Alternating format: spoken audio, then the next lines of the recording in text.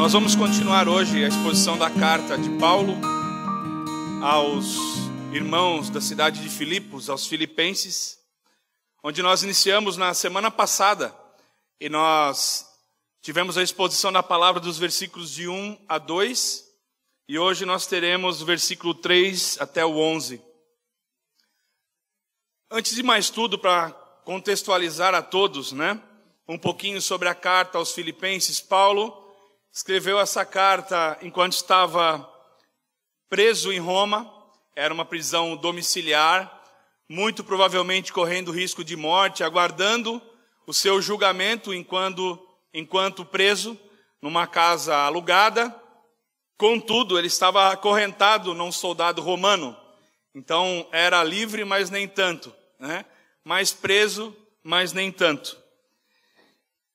No entanto, meus irmãos, nós vimos, e o pastor Cunha abriu a exposição dessa carta como a carta da alegria.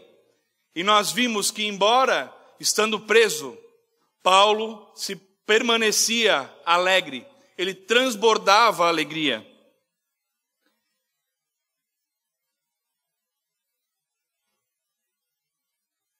Como tem sido a minha e a tua vida nos momentos de dificuldade? O que nós temos transbordado? Temos transbordado alegria? Ele jamais esmoreceu, Paulo, enquanto preso, porque ele confiava no poder que vinha do Senhor. E ele sabia que a obra que ele fazia vinha do Senhor. Então ele não se preocupava e gozava, se regozijava e se alegrava o tempo todo mesmo preso. Então nós vemos que a alegria do verdadeiro cristão, ela é inabalável e ela independe das circunstâncias, estando boas ou ruins, porque a nossa alegria não depende de nós, ela vem do Senhor. Não é um sentimento somente de alegria, algo passageiro, algo que acontece e some, é uma alegria constante. Não quer dizer estar sorrindo o tempo todo, estar com sentimento de alegria, com sentimento de gratidão no coração, pelo que o Senhor é nas nossas vidas.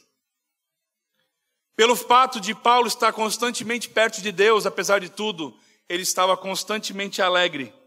E ele experimentou, mesmo preso, uma paz inexprimível, satisfação, alegria, fornecida pelo Espírito Santo no fundo do coração e da alma dele, em todo o tempo. Porque ele tinha uma consciência clara de que ele levava uma vida sem ofensa para o Senhor. Buscava uma vida de obediência à vontade de Deus, para fazer tudo que era de acordo com a vontade dele e não a sua. Então nós vamos entender um pouquinho nessa noite a respeito dos elementos dessa alegria. Por que Paulo estava tão alegre? E por que nós temos que ser alegres no Senhor? E o que nós vamos estudar está contido dentro da oração e a intercessão de Paulo pelos filipenses. Abra comigo a sua Bíblia na carta aos Filipenses, no capítulo 1. Nós vamos ver do versículo 3 até o 11.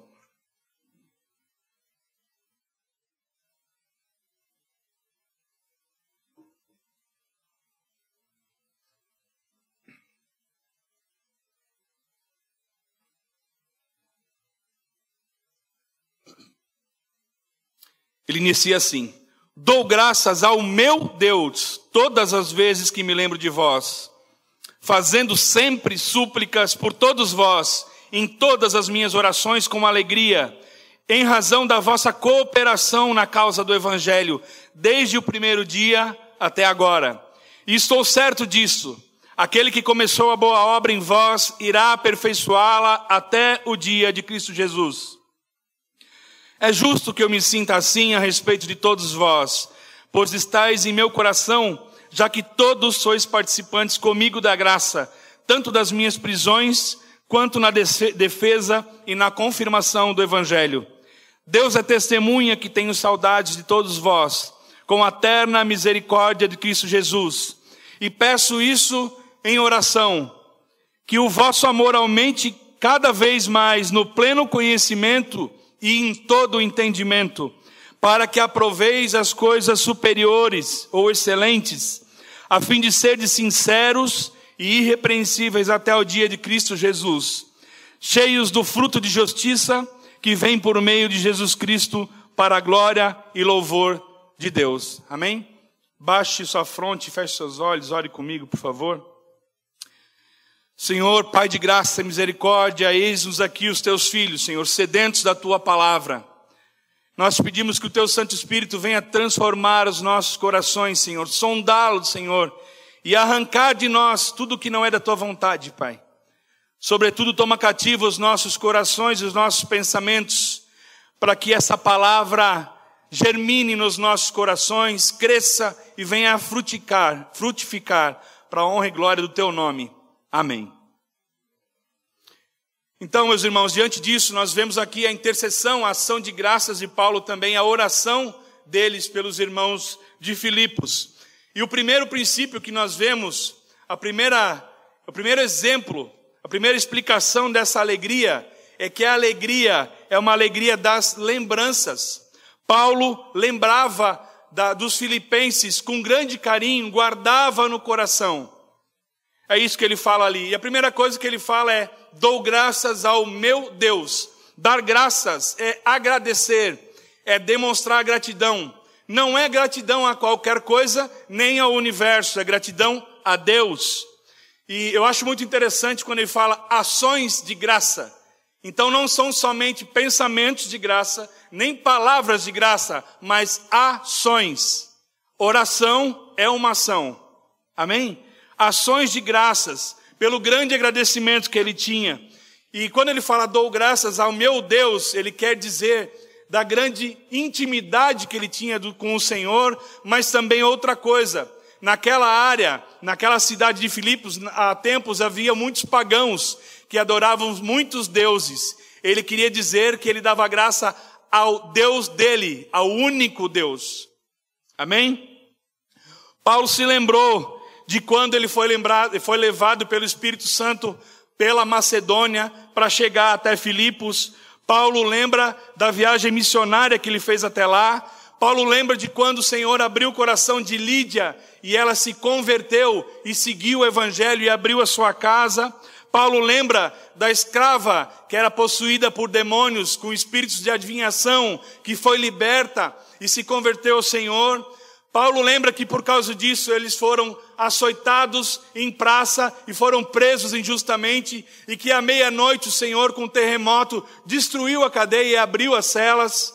Paulo lembra também no carcereiro que, vendo isso, queria se suicidar. Contudo, ele se dobrou diante do Deus Altíssimo e ele e a sua casa foram salvos, foram batizados e salvos.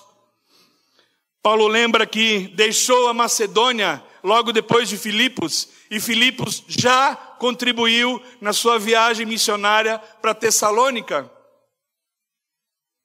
O Espírito Santo pede que nós, os crentes, os cristãos, demonstremos amor genuíno, generosidade, compaixão pelos outros e esquecer de todo o resto.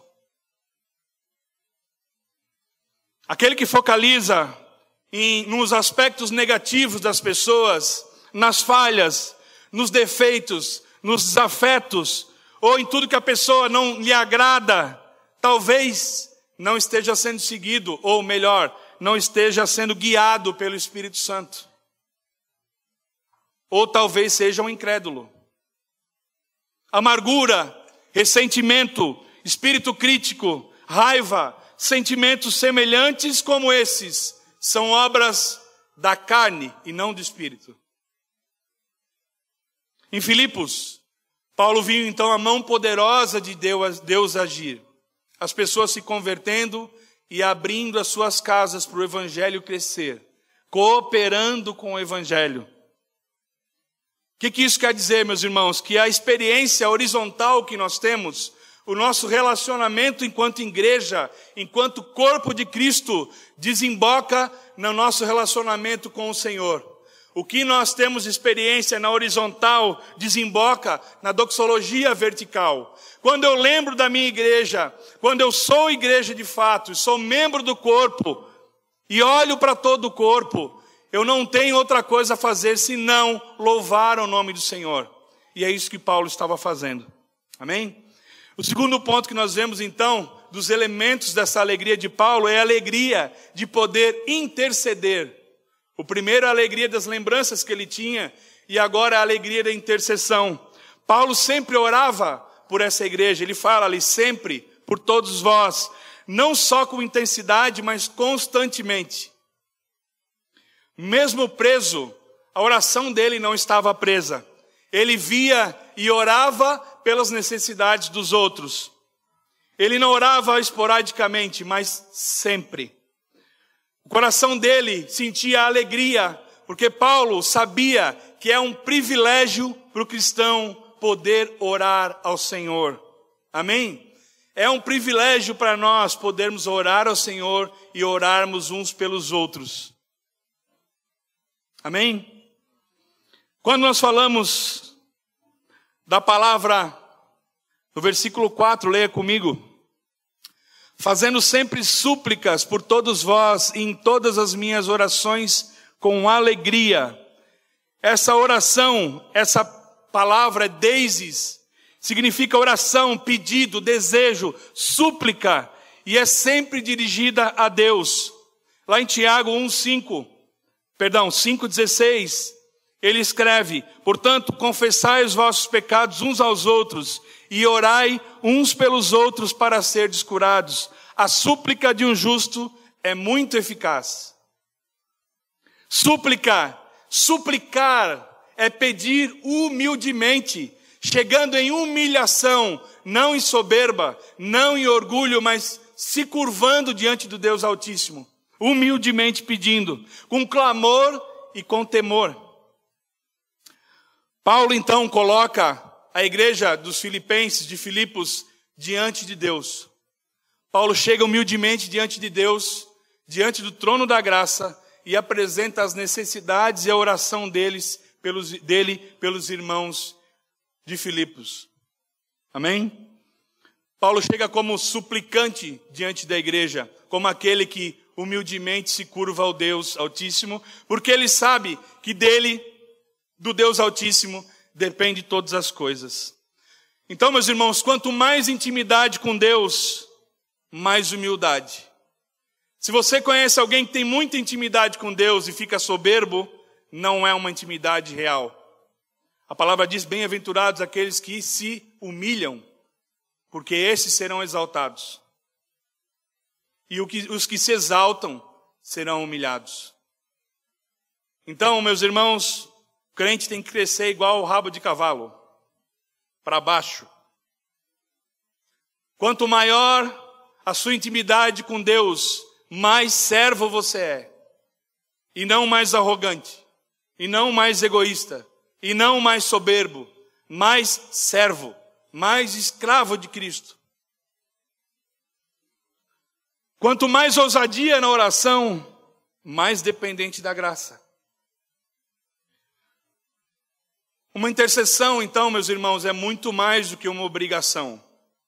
Ela deve ser e é uma alegria.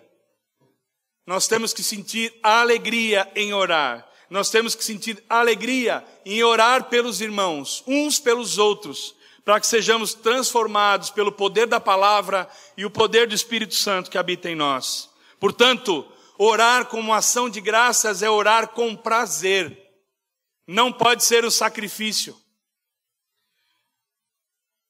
Há crentes, se é que pode-se dizer que são crentes, mas todos nós somos acometidos em algum momento disso que eu vou falar agora, que muitas vezes nos portamos com egocentrismo, com egoísmo, com orgulho, somos vingativos algumas vezes, e isso inevitavelmente se manifesta na nossa oração.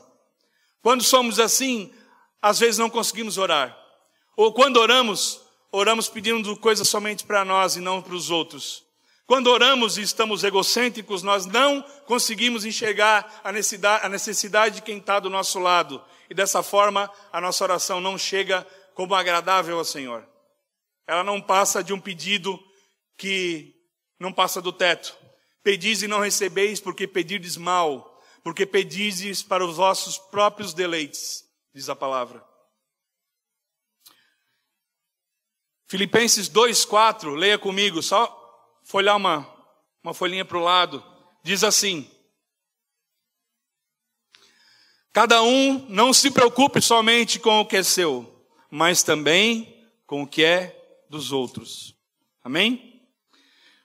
O terceiro motivo, terceiro exemplo, terceiro elemento da alegria de Paulo era a alegria pela comunhão no Evangelho. O que o nosso pastor falou aqui antes na abertura, a graça que nós temos de cooperar com o Evangelho. Todo cristão, meus irmãos, todos nós aqui somos responsáveis pela obra do Evangelho. Pregando aqui no púlpito ou não, todos nós fomos chamados para o ide e pregai o Evangelho a toda criatura. Todos. Não somente pastores, presbíteros, mestres, não. Todos os que nasceram de novo são chamados a pregar o Evangelho. Pelo dom da graça, nos foi concedido esse privilégio de recebermos a tarefa de proclamarmos as verdades eternas. E isso é maravilhoso demais. Isso não é qualquer coisa. Isso está dizendo que o Senhor nos encomenda como embaixadores da sua palavra. Isso não é pouco. A palavra utilizada aqui, no 1:5, quando ele fala ali, em razão da vossa cooperação na causa do Evangelho, desde o primeiro dia até agora, é uma palavra que nós conhecemos. Ela é a palavra koinonia, que significa tanto cooperação quanto comunhão. É a mesma palavra. Então, quando a gente fala comunhão dos santos, significa que uns estão cooperando com os outros. Para quê? Para edificar o corpo de Cristo. Até onde? Até a estatura do varão perfeito que é Cristo Jesus. Para quem? Para a glória de Deus. Amém? O que é a koinonia? A cooperação, a comunhão, é uma comunhão de graça. Não é uma comunhão natural, não é se juntar por afinidades, é algo que é derramado por Deus, pelo amor que vem de Deus, estarmos em comunhão e em cooperação uns com os outros e na cooperação do Evangelho. Os homens nem sequer merecem, é dom de Deus. Amém? É soberanamente efetuado por Cristo, é um dom do Espírito e é enviado pelo Pai, inclusive a alegria. Os frutos do Espírito, ou melhor, o fruto do Espírito são amor, alegria. É a alegria que vem do alto, não é sentimento, é dom do Senhor. Amém? O que é ser um cooperador do Evangelho? O que é ser um comungante, ter comunhão no Evangelho? Deus realiza todas as coisas a respeito da salvação. Nós sabemos disso. Já temos ouvido sobre isso, estudado sobre isso. E nós cooperamos com essa obra através da pregação do Evangelho. Nós pregamos e, como Lídia, Deus abre o coração daqueles que Ele escolhe ou escolheu. Deus é quem abre o coração e nós pregamos. Nós não abrimos o coração e Deus prega. Não podemos confundir as coisas, nem por força, nem por violência, mas pelo meu Espírito. É assim que funciona. Nós não rachamos a cabeça de ninguém. Nós não abrimos o coração de ninguém. Nós não convencemos ninguém. Nós pregamos a palavra da salvação eterna. E o Senhor faz a boa obra. É Ele quem levanta os obreiros para isso. E a igreja, nós, quem nos sustenta. Cooperar com o Evangelho é cultuarmos juntos. Cooperar com o Evangelho é orarmos uns pelos outros. Cooperarmos o Evangelho é trazer os dízimos e ofertas para que a obra do Evangelho continue sendo feita. Cooperar com o Evangelho é se alegrar com os que se alegram. Cooperar com o Evangelho é chorar com os que choram. Cooperar com o Evangelho é andar lado a lado daquele irmão que precisa de ajuda. Cooperar com o Evangelho é orar. Cooperar com o evangelho é interceder pelos irmãos, orar uns pelos outros. Amém? Abra comigo, por favor, ainda em Filipenses, capítulo 4, versículo 15 e 16, umas páginas para frente, e leia comigo, por favor.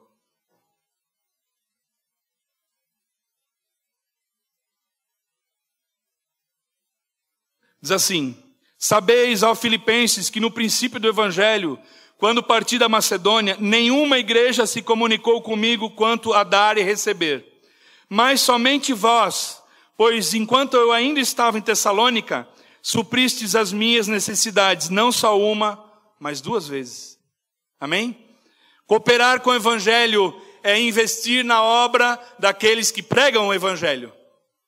E se nós somos todos responsáveis por pregar o evangelho, quando nós contribuímos, mesmo que financeiramente, todos nós ganhamos. Igreja alguma pode ter o fim de lucrar, senão de fazer a obra do Senhor.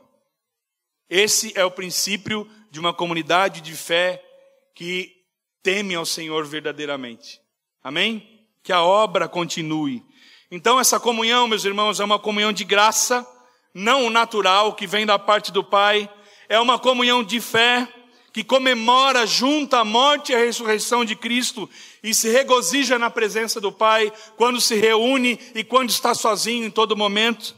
É também uma comunhão de oração e de ações de graça, que expressa a fé por meio de orações e intercessões que glorificam a Deus.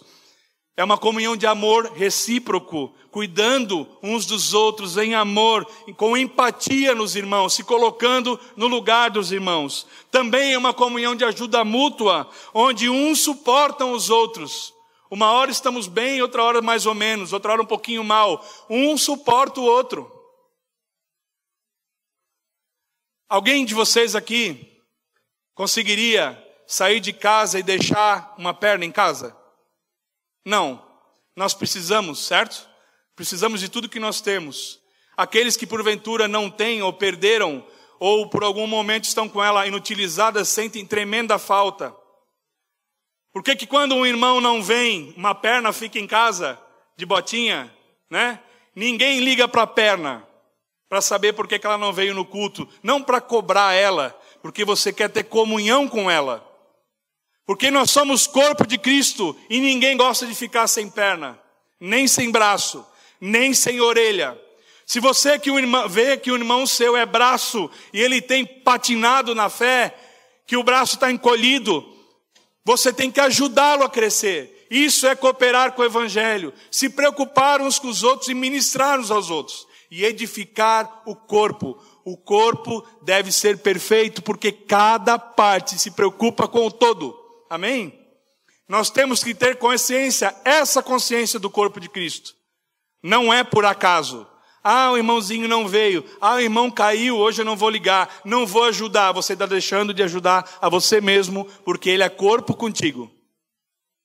Essa é a consciência que nós temos que ter.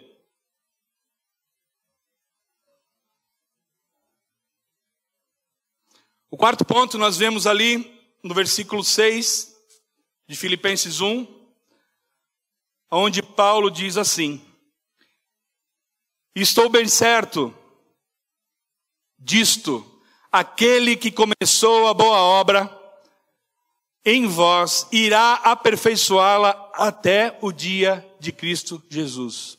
Amém?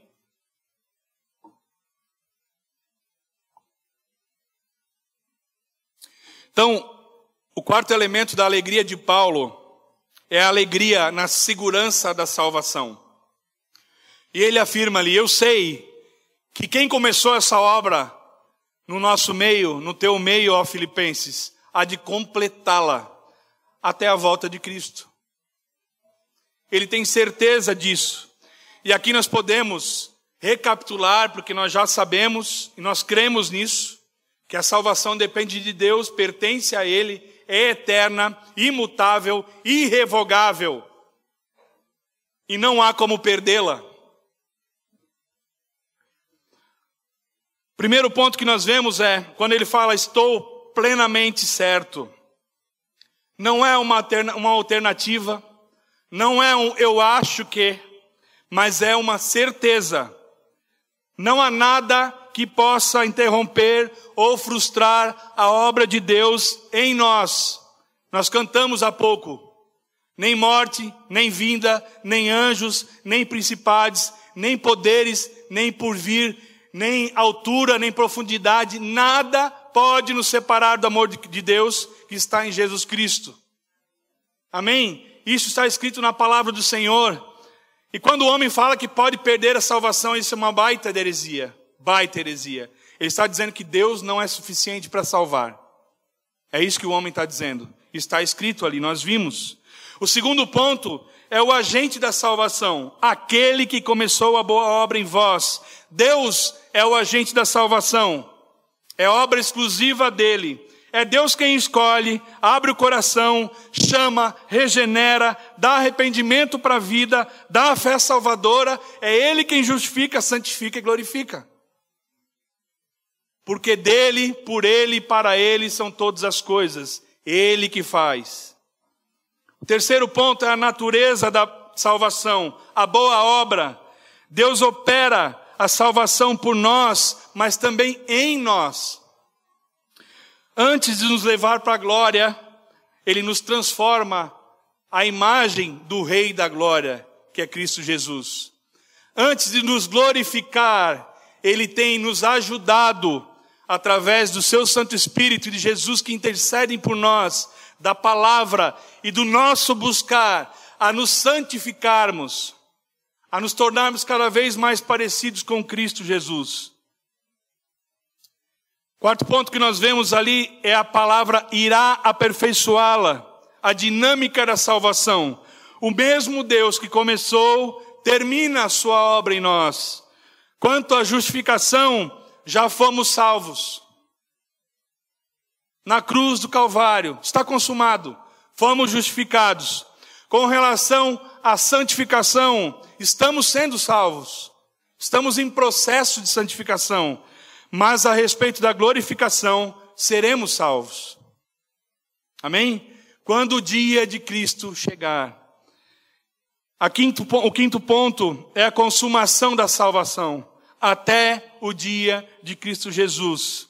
A nossa salvação então se dará por completa no dia em que seremos elevados com Cristo nos céus para a glorificação. Os que de antemão que conheceu de antemão, os predestinou. Aos que predestinou, também chamou. Aos que chamou, também justificou. E aos que justificou, também glorificou. O verbo está no passado. Está consumado. Foi feito. Não há nada mais a ser feito. O que nos cabe como responsabilidade humana é buscar nos santificar em todo o tempo. Como é que nós fazemos isso? Fazei tudo para a glória de Deus.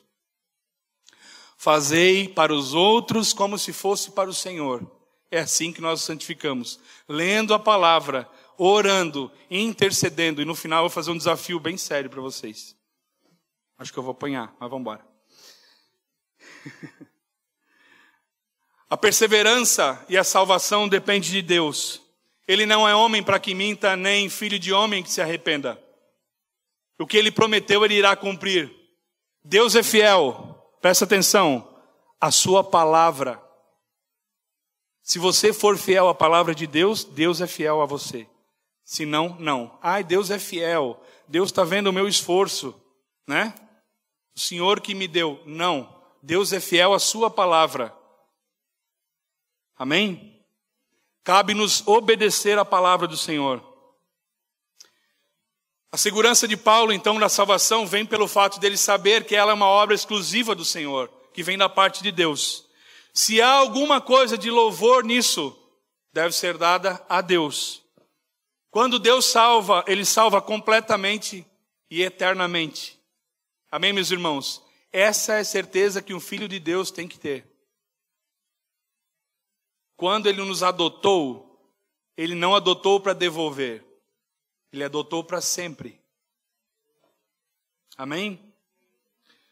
A ação de graças, então, de Paulo, ela é inspirada na lembrança do que os filipenses haviam feito por ele, expressa em oração, seguida de muita alegria, cheia pela convicção de que Deus que começou a boa obra na igreja de Filipenses irá completá-la até o dia de Cristo Jesus. Amém? O quinto ponto dessa mensagem está lá no versículo 7 e 8, leia comigo. Versículo 7. É justo que eu me sinta assim a respeito de todos vós, pois estáis em meu coração, já que todos sois participantes comigo da graça, tanto nas minhas prisões, quanto na defesa e confirmação do Evangelho. Deus é testemunha de que tenho saudade de todos vós, com a terna misericórdia de Cristo Jesus. Então, o quinto elemento da alegria de Paulo está no afeto, a alegria do afeto. Paulo carrega os crentes de Filipos no coração e ele faz isso de 3 maneiras. A primeira, no sofrimento pelo Evangelho. A igreja o apoiou nos momentos mais difíceis da sua prisão. Segundo, na obra do Evangelho, na defesa, na apologia ao Evangelho. Quando a palavra apologia significa defesa. Defender o Evangelho não significa que a gente vai de espada e escudo. Não. Significa que a gente tem que defender o que está escrito. Amém? A defesa, ela serve principalmente para os ataques que vêm de fora da igreja, ou de aqueles que não são crentes. Aí nós defendemos o Evangelho. Quando alguém fala um versículo distorcido, por exemplo, Filipenses 4,13, né? Posso todas as coisas naquele que me fortalece. Vou até fazer uma tatuagem no meu braço aqui. Aí a gente diz para ele, muito bem. O versículo 12 diz o seguinte: posso passar fome, posso ter abundância, posso não ter onde dormir, posso não ter o que comer. Você pode ter todas as coisas naquele que te fortalece? Ah não, deixa eu pensar. Ele já vai pensar, né? A menos que ele saiba o que aquele versículo naquele contexto quer dizer. Isso é muito importante. Quando a gente faz isso, a gente está defendendo o Evangelho. Como é que eu defendo o Evangelho? Eu exponho ele. Só. Mais nada. Quem convence do pecado, da justiça, do juízo é o Espírito Santo. E aí parou. Amém? Você planta a semente e boa. E deu. O terceiro ponto, no sofrimento, na obra, na compaixão de Cristo. Paulo suspira pelos crentes de Filipos com a mesma paixão de Cristo Jesus. É isso que ele quer dizer. Ele os ama tanto quanto Jesus os ama. É isso que ele está querendo dizer com esse versículo. O amor de Cristo passa por nós e vai através dos nossos irmãos. Então, o amor que nós temos pelos irmãos não vem de nós, vem de Cristo. Por isso, aquele que recebeu o amor como fruto do Espírito deve manifestá-lo em ações. Para quê? Para usar esse fruto que foi recebido, meus irmãos. Esse amor não escolhe a quem amar. Esse amor ama aqueles que estão na nossa frente. Ama os irmãos. Amém? Paulo, então, nós vimos, tem profunda afeição pela igreja de Filipos e os carrega na mente e no coração. E chamou Deus como sua testemunha. O que ele quer dizer? Eu não estou mentindo. Estou tomando Deus como testemunha de que eu amo vocês, de verdade, com amor fraternal, com o amor de Cristo, com amor ágape ou agape. Amém? Um acento está no segundo, está no A. Para atestar verdadeiramente que os amava. Então, imagine só, você chegar para sua esposa, né, chamar Deus diante de si como testemunha do amor que você tem por ela. É isso que Paulo fez. Mas o que pode roubar a alegria de um cristão? Vamos lá. Primeiro, uma salvação falsa. Segundo, a influência de Satanás e seus demônios. Terceiro, a falta de compreensão da soberania de Deus. Outra, negligência na oração. A estagnação, a acomodação espiritual. Olhar para as circunstâncias ao invés de olhar para o autor e consumador da nossa fé. Um coração ingrato. O afastamento de Deus. viver pela carne e não pelo Espírito, e a falta de vontade de perdoar e de aceitar perdão. Isso tudo afasta a alegria dos crentes. O sexto ponto que nós vamos ver está no versículo 9 a 11. Leia comigo. Nós vimos até então a ação de graças de Paulo e agora nós vamos ver a oração de Paulo propriamente dita. E ele vai dizer assim no 9, e peço isto em oração, que o vosso amor aumente cada vez mais no pleno conhecimento e em todo entendimento, para que aproveis as coisas superiores, algumas versões excelentes, a fim de seres sinceros e irrepreensíveis ou inculpáveis até o dia de Cristo, cheios do fruto de justiça que vem por meio de Jesus Cristo, para louvor e glória de Deus. Amém? O sexto elemento da alegria de Paulo é a alegria do amor. Paulo amava os crentes de Filipos e por isso sempre orava por eles. Você tem orado por aqueles que você ama? Paulo sabia que os crentes de Filipos tinham amor, porque em todo tempo cooperaram no evangelho junto com ele. Mas mesmo assim, ele orou ao Senhor pedindo mais amor. A preocupação então dele, o pedido dele era para o crescimento desse amor, para que ele aumentasse ainda mais.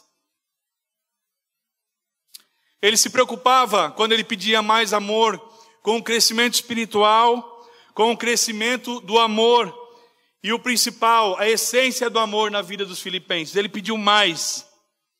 Meus irmãos, as principais responsabilidades dos pastores, profetas e mestres estão escritas. Leia comigo e abra em Efésios 4, 12, do 13 ao 15, por favor.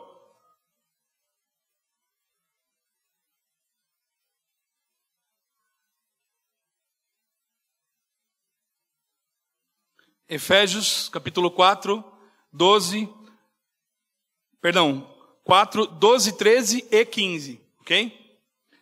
Então vai ficar assim, 12. Com o fim de preparar os santos para a obra do ministério, para que o corpo de Cristo seja edificado, até que todos alcancemos a unidade da fé e do conhecimento do Filho de Deus e cheguemos à maturidade, atingindo a medida da plenitude de Cristo. Antes, esse já é o 15, antes, seguindo a verdade em amor, cresçamos em tudo naquele que é o cabeça, Cristo. Amém? Então é disso que Paulo estava falando. Ele estava falando o que está escrito lá em Mateus 22, por exemplo. Ame ao Senhor, o seu Deus, de todo o coração, de toda a sua alma, de todo o seu entendimento. Este é o primeiro mandamento, Jesus falando àqueles que perguntaram.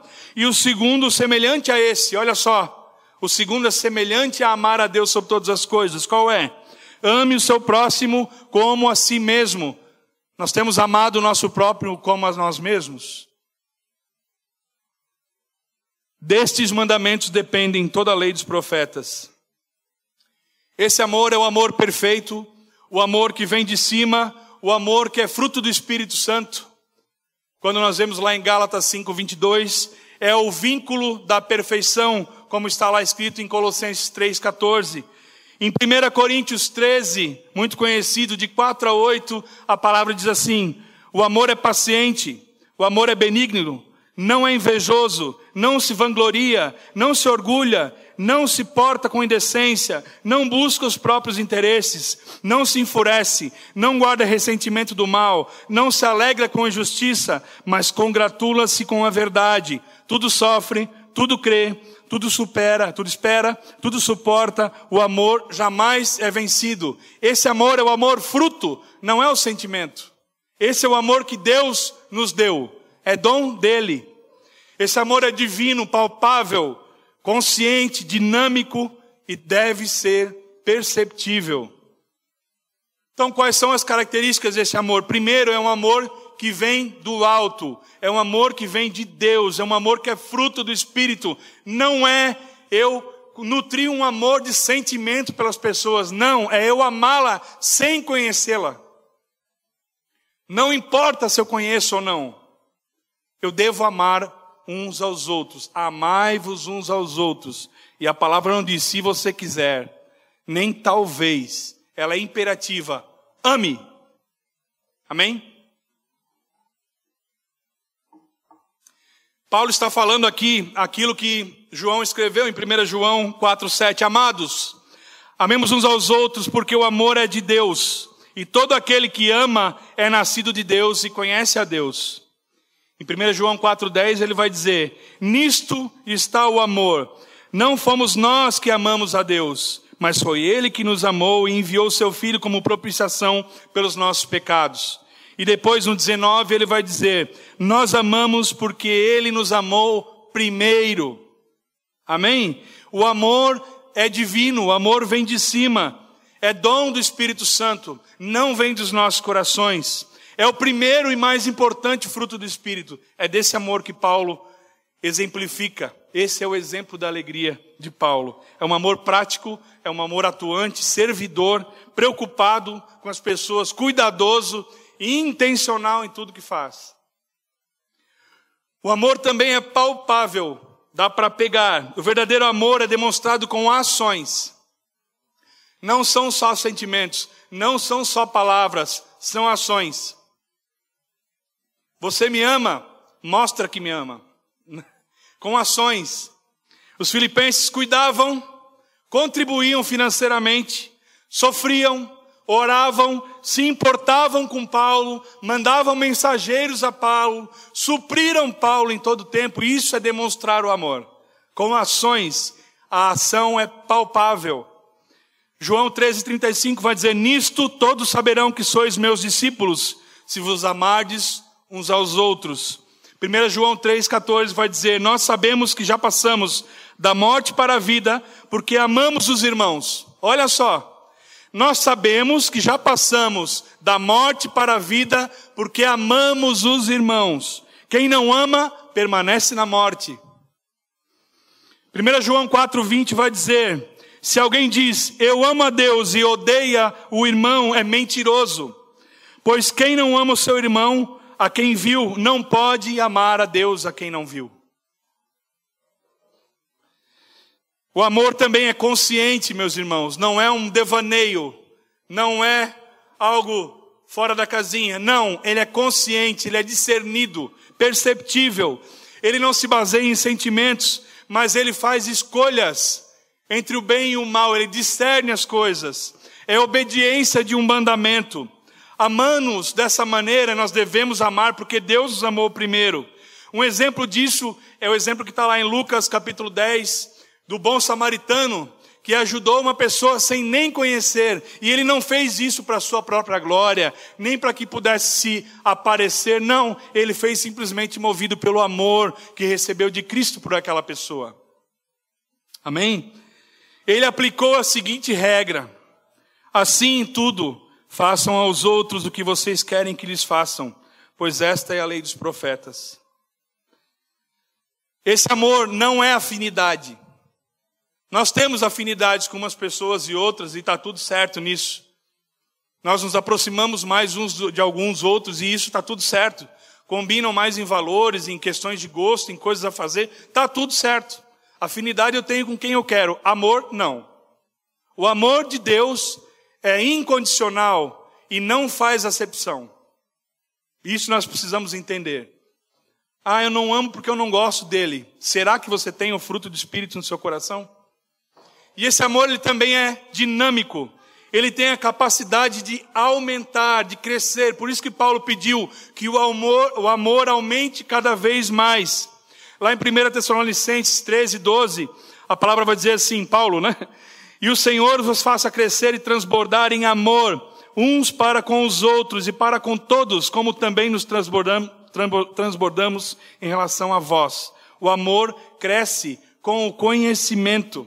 Por isso que ele falou que o amor vem a crescer com conhecimento e entendimento. A palavra diz em Oséias 6:3 que nós conheçamos e prossigamos a conhecer o Senhor. Amém? Quanto mais conhecimento nós temos, por exemplo, da palavra de Deus, mais eu amo a Deus e aos irmãos. Quando nós crescemos, crescemos na proporção que nós conhecemos. Se você quer crescer espiritualmente, prossiga em conhecer ao Senhor. Prossiga em oração. Como é que você pode amar um pai que você não conhece? E ele está revelado nas Escrituras. Como é que você pode amar alguém com quem você vai viver na vida eterna e deixou tudo escrito se você não quer conhecê-lo? Como é que pode isso? Não pode. A palavra diz, e eu ouso dizer nessa noite, desperta, ó tu que dormes. Desperta, meu irmão. Chega de empurrar com a barriga. Deu? Acabou? Coloque os olhos fixos no autor e consumador da sua fé. Busque-o com diligência em oração, intercessão e na palavra. Vamos ser cristãos de verdade. Chega de fazer conforme a nossa vontade. Deu? Sem conhecimento da salvação, não haverá progresso rumo à maturidade. Como é que nós crescemos se não nos alimentamos daquilo que nos faz crescer? Aquele que espera que Deus leia a Bíblia por ele vai morrer de inanição. Essa é a nossa parte. Ler, buscar, de todo o coração, de toda a alma, de todo entendimento, em todo o tempo. É a nossa parte. O verdadeiro conhecimento, meus irmãos, produz santidade. Quando eu conheço, quanto mais eu leio essa palavra e me apaixono, mais parecido com Cristo eu quero ser. Mais separado de santidade, mais separado do mundo eu quero ser. Menos moldável ao mundo eu quero ser.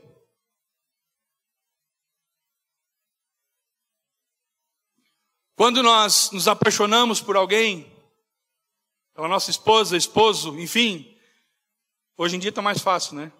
Mas, como diz o paulista, a gente levanta a capivara, né, da pessoa, levanta a ficha inteira. A gente quer conhecer, não é verdade? Quanto mais eu amo, mais eu quero conhecer a pessoa. Eu quero conhecer cada vez mais e cada vez mais. E esse amor aumenta, esse amor muda. Quando você casa, você tem um tipo de amor que é o tipo de amor de esposa e marido. Quando você tem filhos, você cria um novo amor, que é o amor pela mãe. Quando você tem filhos, você cria um novo amor ainda, que é o amor pelos filhos.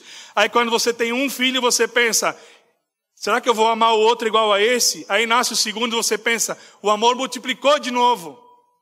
O amor é dinâmico, ele cresce. Então não precisa ter medo de dar amor para ninguém não, tá bom? Não gasta. Ele se multiplica. Amém? Fazendo uma compilação de João, capítulo 14, ele vai dizer assim, se você me ama, disse Jesus, guardareis os meus mandamentos. Aquele que tem os meus mandamentos e os guarda, é aquele que me ama. O que são os mandamentos? Onde é que eu vejo? Aqui, na palavra. Como é que eu sei disso? Com conhecimento. Eu adquiro conhecimento na palavra do Senhor. Se alguém me ama, guardará a minha palavra, e meu Pai o amará. E nós viremos a ele e faremos nele morada. Se guardares os meus mandamentos, permanecereis no meu amor, assim como eu tenho guardado os mandamentos de meu Pai, e permaneço no seu amor. O verdadeiro conhecimento produz o verdadeiro amor.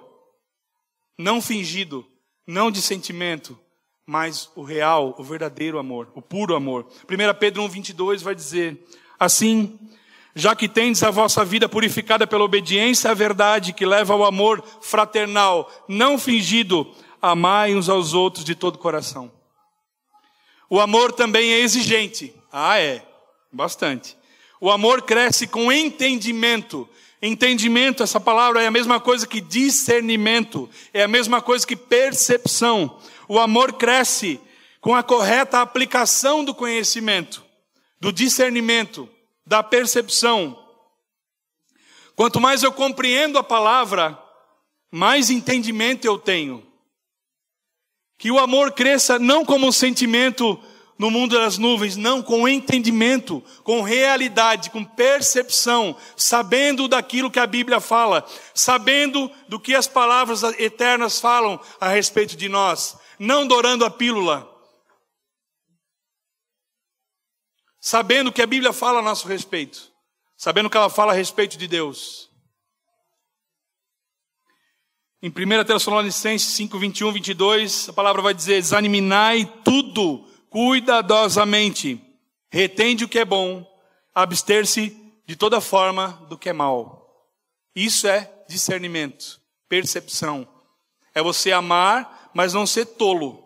Amar e perceber as coisas acontecendo, o que é bom e o que é mal, né? Se afaste do mal e abstenha o que é bom. Esse é o discernimento que vem com o amor que cresce, com conhecimento. O amor exigente,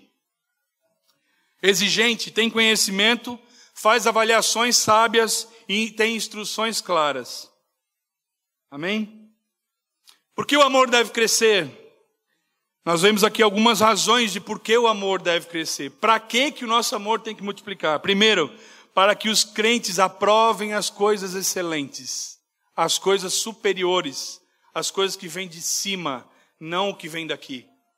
O discernimento deve levar os crentes a escolherem as coisas boas e rejeitarem as más, sempre. A palavra aprovar, né? Aprovar as coisas excelentes, vem do mesmo verbo que serve para aprovar, atestar a velocidade de uma moeda, se ela é falsa ou não. É a mesma coisa que pegar e dar uma mordida. Aprove, morde para ver se é excelente ou não. Prove as coisas, aprove, né? Dá aprovação.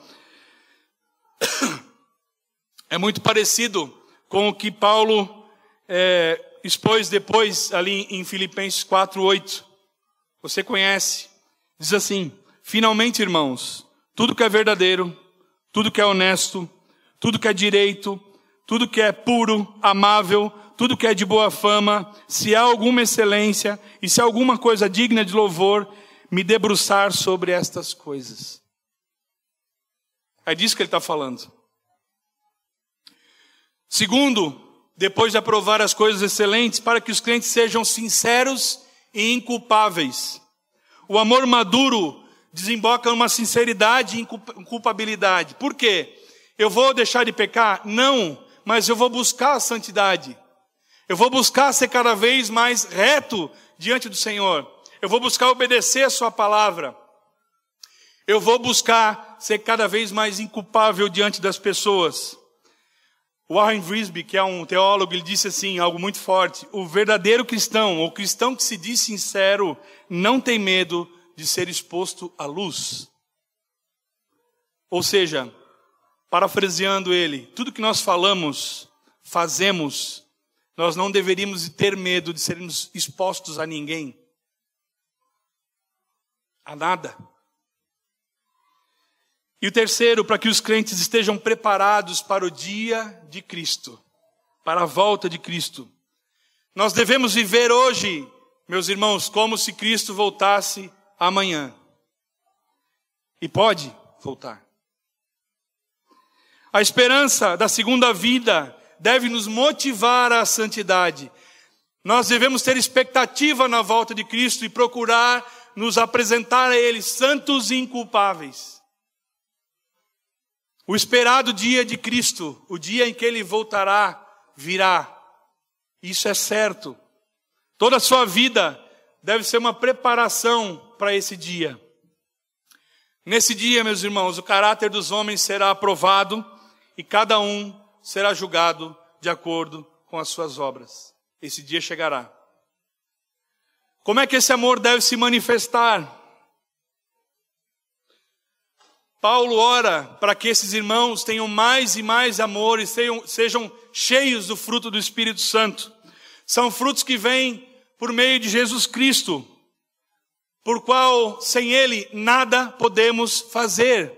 É fruto do Espírito, é fruto de justiça que vem por meio de Cristo, não da justificação, da justiça feita por Cristo na cruz do Calvário, na justiça de quando recebemos saímos do carimbo de culpados para justificados. A justiça de Cristo, esse fruto de justiça é derramado em nós através do Espírito Santo, através de amor, alegria, bondade, benignidade, mansidão, domínio próprio, entre outros frutos que você conhece, fidelidade. Domínio próprio estamos precisando.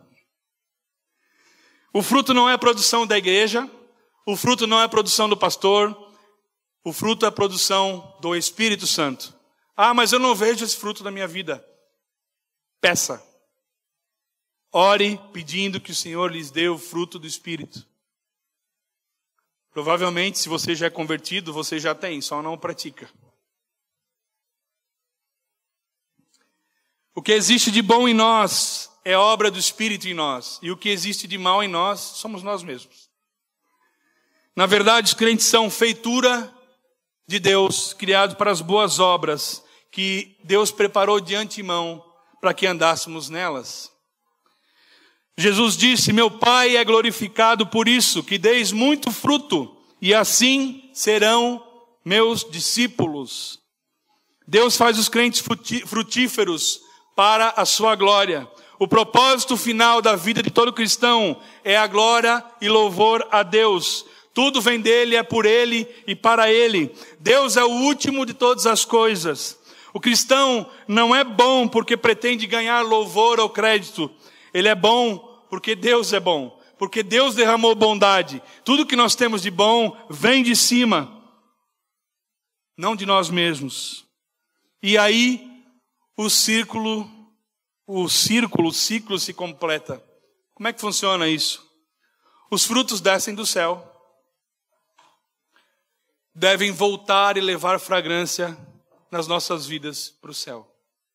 Os frutos que nós recebemos, o fruto do Espírito Santo, deve ser compartilhado para a edificação uns dos outros, para que em oração nós devolvamos o cheiro, a essência desse fruto ao Senhor em graça, em ações de graça, em contentamento e edificação. Efésios 3, 20 a 21 vai dizer assim: ora, aquele que é poderoso para fazer infinitamente mais além daquilo que pedimos ou pensamos, segundo o poder que funciona dentro de nós, a ele seja a glória na igreja em Cristo por todas as gerações, para todos sempre. Amém. Amém. Como é que nós aplicamos isso tudo? Filipenses é muito prático. Paulo é prático e Filipenses é uma carta altamente prática. Primeiro, você se alegra nas lembranças da sua caminhada cristã? Você tem se alegrado desde quando você se converteu, as pessoas que pregaram para você, que te ajudaram na caminhada, as pessoas que foram solícitas, amorosas, cuidadosas. Você lembra dessas pessoas e ora por elas?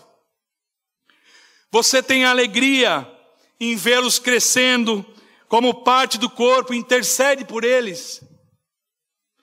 Você se alegra em ter comunhão, cooperar com os irmãos no crescimento na pregação do Evangelho, de suportar e cuidar uns dos outros, sem se importar consigo mesmo? Você demonstra afeto genuíno pelas pessoas que formam o corpo de Cristo com você? Você ama as pessoas com amor divino? Você aplica esse fruto do Espírito? Você tem obedecido o mandamento de amar ao próximo como a si mesmo? Você tem buscado crescer na graça, no conhecimento e no entendimento das verdades eternas, para que o seu amor aumente? Devemos, meus irmãos, manifestar o nosso amor para que Deus seja glorificado. Senão, não estamos glorificando a Deus. Amém? Como eu glorifico a Deus, manifeste o seu amor pelos irmãos. E agora vem o desafio que eu falei para você. Talvez você tenha tentado interceder, orar e diga que tem dificuldades, que você não consegue, que você não lembra, que você tem preguiça, que você esqueceu. Eu vou fazer um desafio para você então. Escreva a sua oração. Como é que ela vai ser composta, essa oração? Ela vai iniciar com um louvor a Deus. Ela vai ter um momento de ações de graça ao Senhor. Ela vai ter um momento de perdão de pecados. Ela vai ter um momento de pedir e interceder pelos outros. Ela vai ter um momento de doxologia, de você louvar ao Senhor com as suas palavras que você conhece. E ela vai ter um momento de encerramento. Pratique isso. Se eu não lembro, crie uma lista, escreva a sua oração, ore o Pai Nosso. Mas, meus irmãos, nós precisamos despertar para a oração. Deus é glorificado nisso. Ele não se torna mais digno nem mais santo, mas o nosso coração muda. A oração serve para que nós possamos domar o nosso coração a aceitar a vontade de Deus em todas as coisas. É por isso que nós precisamos de oração. Não é Deus quem precisa, somos nós. E se nós não oramos nem por nós, nem pelos outros, estamos sendo negligentes. Amém? Concluindo, o amor cresce mais quando conhecemos, quando temos compreensão e quando aplicamos o amor. Nesse processo, quanto mais eu amo, mais frutos, mais me afasto do mundo e mais me aproximo dos irmãos e mais me aproximo de Deus. Assim, quando eu fizer isso, mais me aproximar de Deus, mais me aproximar dos meus irmãos, mais conhecimento eu tiver da palavra, mais entendimento, assim eu provarei das coisas excelentes, das coisas superiores, na ardente esperança do dia em que Jesus voltará. Amém? Aleluia. Fiquem de pé, por favor.